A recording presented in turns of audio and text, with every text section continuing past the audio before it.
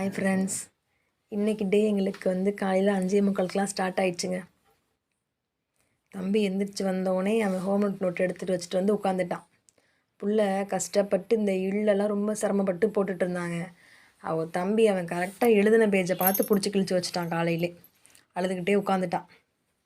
நான் எழுந்திரிச்சி வரதுக்கு கொஞ்சம் முன்னாடி அத்தை எழுந்திரிச்சி வந்துட்டாங்க. வந்து அவங்க வாசல்லாம் கூட்டிகிட்டு இருந்தாங்க.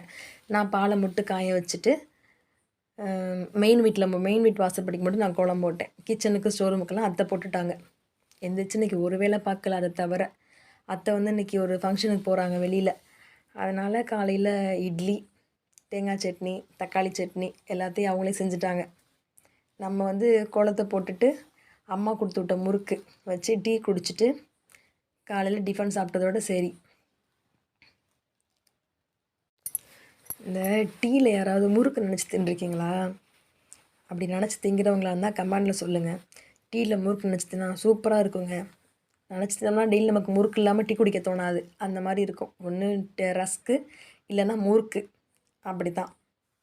இன்றைக்கி வந்து நம்ம வீட்டு குயின் 2 பேரும் ஐ செக்கப்புக்காக ஹாஸ்பிட்டல் போகிறாங்க. நாளைக்கு வந்து ஆயாவுக்கு கண் ஆப்ரேஷன் மதுரையில். காலைல வந்து இட்லி சுட சுட இட்லி சட்னிலாம் வச்சு சாப்பிட்டாச்சு. சூப்பராக இருந்துச்சு.